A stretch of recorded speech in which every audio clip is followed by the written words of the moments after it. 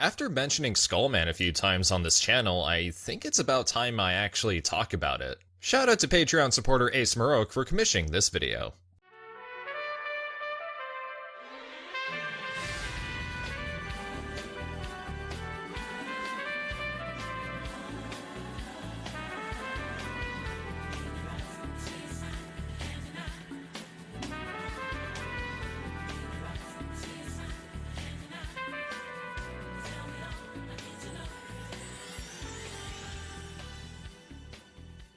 Back in my Kamen Rider video, I briefly talked about a 1970 100-page one-shot Shotaro Ishinomori had written for Toei titled Skullman, about a detective agency investigating murders committed by a violent vigilante, and his shape-shifting partner Garo, who can transform into a wolf, bat, and an alligator. It turns out that these murders are all connected, as Skullman is seeking revenge on the people who killed his parents. This one-shot published in Weekly Shonen Magazine is a very neat noir thriller. Skullman makes for a rather compelling character, being both twisted and vengeful, as while you can't agree with his actions morally, you can understand why he goes about the way he does, and honestly, this certainly has potential as a full-fledged series, especially considering that Skullman is one of the first anti-heroes seen in fiction.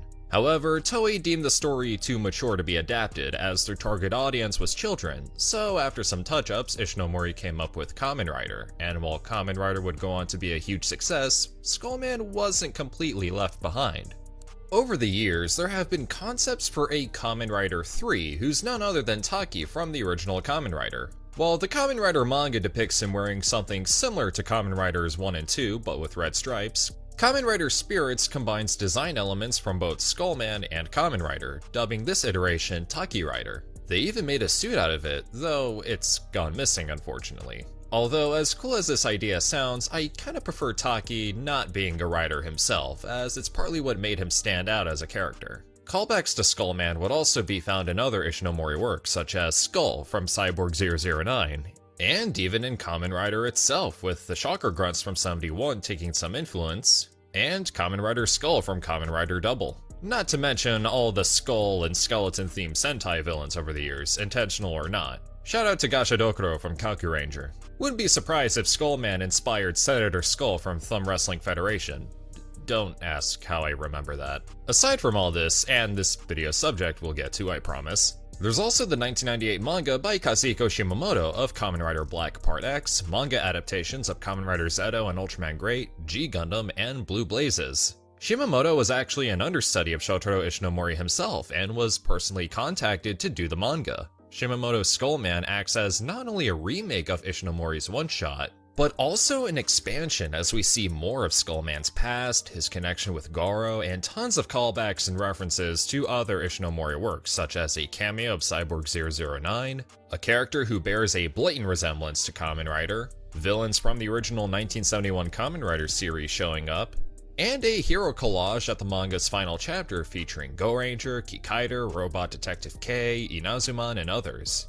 Additionally, Shimamoto's manga is really good with how it adds to the Skullman character, with the awesome bonus of immaculate artwork that utilizes an insane amount of detail, striking imagery, and heavy shadows with how he reinterprets that classic Ishinomori style. And this finally brings us to 2007's The Skullman from Studio Bones, which is actually really funny when you think about it. The series would be directed by Takashi Mori, whose prior work includes Ranma Half, Nadia, and Gunsmith Cats. Series composition would be done by Yutake Izubuchi, who you may know as the mechanical designer for various entries in the Mobile Suit Gundam series, Patlabor, and Mamoru Oshii's Kerberos Saga. Izubuchi is even a designer for the upcoming Shin Kamen Rider directed by Hideaki Anno. Izubuchi has also done design work for plenty of Sentai and Rider entries in the past, and he would even be the designer for Skullman in this show. And prior to Skullman, Izubuchi was also a writer for, forgive me if I butcher this pronunciation, Raxophon, the remakes for Star Blazers and Space Battleship Yamato, and Godzilla vs. Mechagodzilla 1993? And as I mentioned in my Kikaider video, Skullman was another project produced by Jinichiro Koyama and Akira Onodera in their efforts to adapt more of Shotaro Ishinomori's manga with Ishinomori Entertainment, like with Kikaider and Cyborg 009. Alongside them would be Makoto Watanabe and Koji Yamamoto, not to be confused with Mephiles from Shin Ultraman. Additionally, Skullman would also feature an opening storyboarded by the GOAT Shinji Higuchi, designs by Yoshinori Sayama of Autumns and Other Mecha, and character designs by Jun Shibata of Amon Apocalypse of Devilman, Giant Robo the Animation, and The Big O. Before Skullman aired, there was a live-action short subtitled Prologue of Darkness, made to promote the then upcoming series and directed by Makoto Yokoyama, whose prior work includes Zoram 2 and Mechanical Violator Hokkaider. The special is okay. Like, it's not great, but not terrible either. It almost reminds me of the live-action Kashan movie where the only thing that's live-action most of the time is the characters.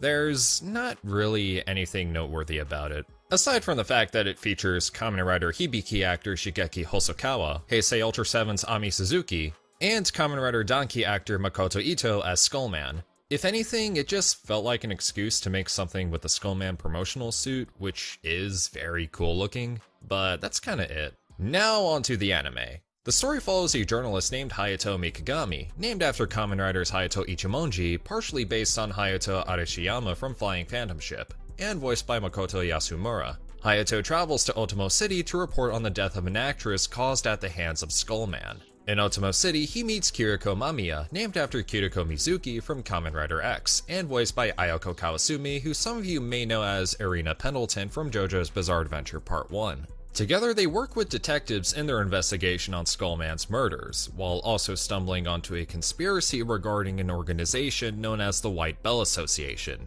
as well as imperialistic restorationists and mutants. The story is very much a reinterpretation of the original manga, as Skullman isn't so much at the forefront, mainly focusing on Hayato and Kiriko, taking time to go further in depth as to why they arrived in Otomo City to begin with as a means for their development. Without spoiling much, the story plays on the idea of both Hayato and Kiriko having a connection to Skullman and the White Bell Association, which in turn makes for some rather emotional and compelling storytelling.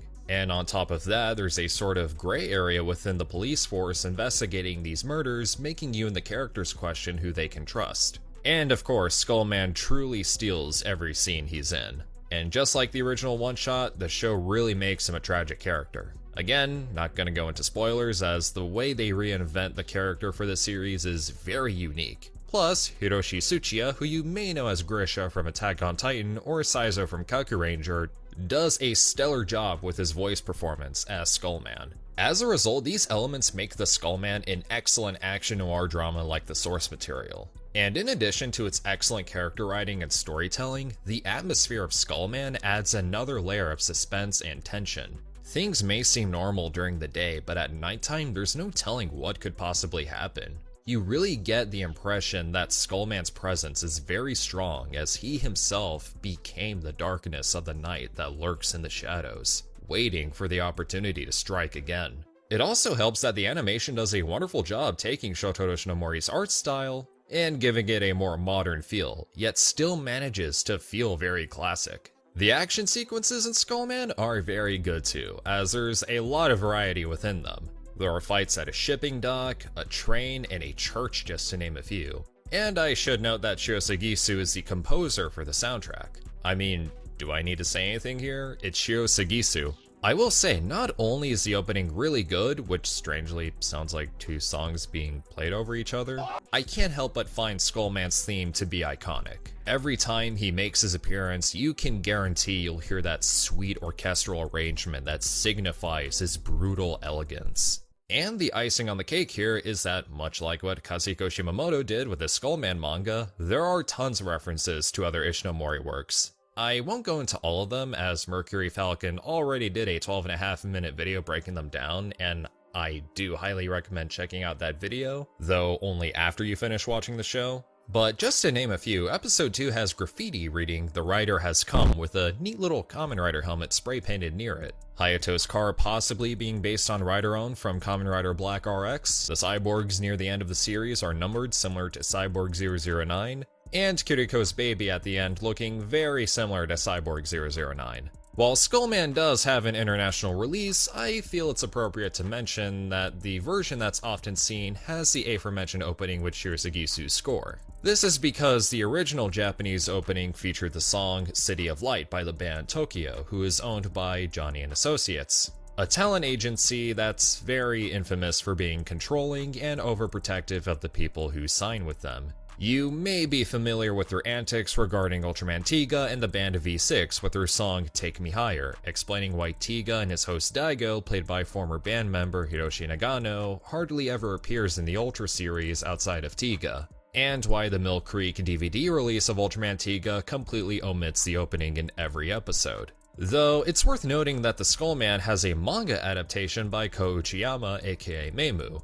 And according to Wikipedia, as of June 12, 2015, the Skullman is banned in China, for whatever reason. And overall, the Skullman is a gorgeous anime all around. One that takes the original manga and reinterprets it into a story with plenty of twists and turns that make it unique and refreshing, while also staying very true to its core elements. Plus, dare I say, it's one of the best Christmas anime ever made. But what do you guys think? Have you seen the Skullman? Drop a comment below, and I want to give a very special shout out to my channel members and my supporters on Patreon, so if you like what you see, then consider supporting the channel with a link in the description, where for at least $1 you can get access to my Discord server, and you can also unlock other perks like early access to videos and exclusive content. Feel free to like, share, comment, subscribe, all that good stuff, and this is TitanGoji, signing off.